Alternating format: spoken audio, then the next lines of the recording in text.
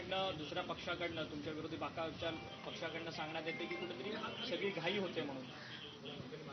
नाही, आता या सगळ्या गोष्टी आपण जर का चर्चा करतोय, दुसऱ्या पक्षांनी काय बोलावं नाही बोलावं हा त्यांचा अधिकार आहे आणि त्यांनी त्यांचा विचार त्यांना मांडण्याचं पूर्ण स्वातंत्र्य आहे.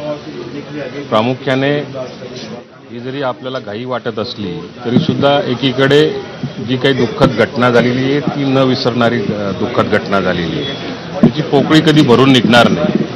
परंतु आज राष्ट्रवादी काँग्रेस पक्षाचे कार्यकर्ते जे आहेत ते सैरावैरा झालेले आहेत.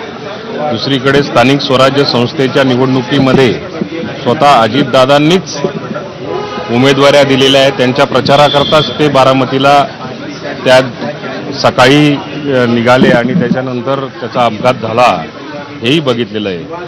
आता हे सगळे दिलेले उमेदवार कुठेतरी दिशाहीन होणं, कार्यकर्ते दिशाहीन होणं आणि या सगळ्या जबाबदाऱ्या परत कुणीतरी सांभाळणं, प्रामुख्याने माझ्यासकट गल्लीपासून दिल्लीपर्यंत प्रत्येक कार्यकर्त्याचं, प्रत्येक नेत्याची हीच भूमिका आहे की ही धुरा आता सुनेत्रा वहिनींनी सांभाळली पाहिजे.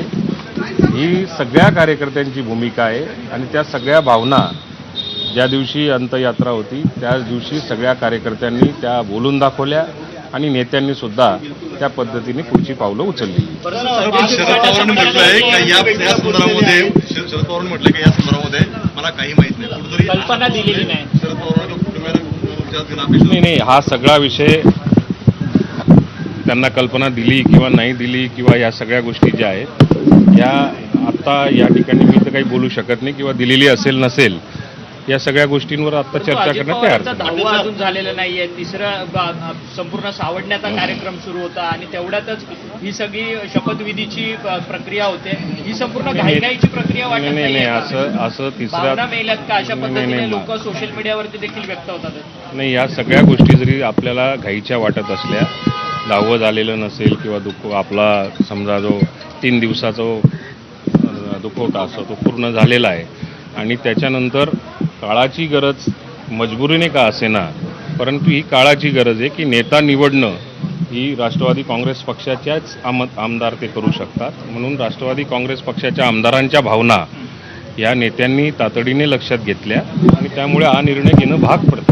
पण राष्ट्रवादीकडे सगळ्यात मोठं खातं आहे वित्त खातं होतं, मात्र वित्त खातं राहणार नाही, ते कदाचित मुख्यमंत्र्याकडे जाऊ शकतं. काय राष्ट्रवादीकडे सगळ्यात मोठं खातं वित्त खातं होतं पण ते आता राहणार नाही, ते भाजपकडे जाऊ शकतं, मुख्यमंत्री जाऊ शकतं, अशी चर्चा वर्तवली. कोणतंही खातं कोणालाही काही द्यायचं राहिलं तर हा सर्वस्वी अधिकार हा मुख्यमंत्र्यांचाच असतो. त्याच्यामुळे मुख्यमंत्री जो निर्णय घेतील त्याला सगळ्या अलायन्समध्ये असलेल्या कुठल्याही पक्षाला तो मान्य करावा लागतो.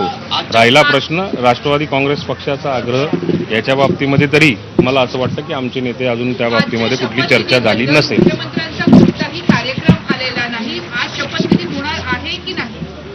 नाही, आता हा सगळा जो कायदेशीर प्रक्रिया ज्याला म्हटली जाते त्या राष्ट्रवादी काँग्रेस पक्षाच्या आमदारांच्या माध्यमातून नेता निवडी ची जी प्रक्रिया असते ती नेता निवडीची प्रक्रिया आज दुपारी ती पूर्ण करण्याचा आमचा मानस आहे पहिला. दुसरी गोष्ट त्याच्यानंतरच पक्षश्रेष्ठी जे असतात ते पक्षश्रेष्ठी मुख्यमंत्र्यांना या गोष्टीचं अवगत करतात आणि नंतर मग मुख्यमंत्री त्यावर निर्णय घेतात. म्हणतात की या संदर्भाची शपथ घेण्याची कल्पना कोणतीच नाही, परंतु आता पार्थ पवार शरद पवारांच्या भेटी. तर दादांनंतर पक्षाची धुरा सुनेत्रा बहिणींनीच सांभाळावी अशी कार्यकर्त्यांची इच्छा आहे, अशी प्रतिक्रिया ही अनिल पाटील यांनी दिलेली आहे. तर दुसरीकडे आपण महत्त्वाचे अपडेट पाहतोय. तिकडे पार्थ पवार हे देखील गोविंद बागेमध्ये शरद पवारांच्या भेटीसाठी दाखल झालेले आहेत. अगदी थोड्याच वेळापूर्वी शरद पवार यांनी पत्रकार परिषद घेतलेली होती आणि सुनेत्रा पवार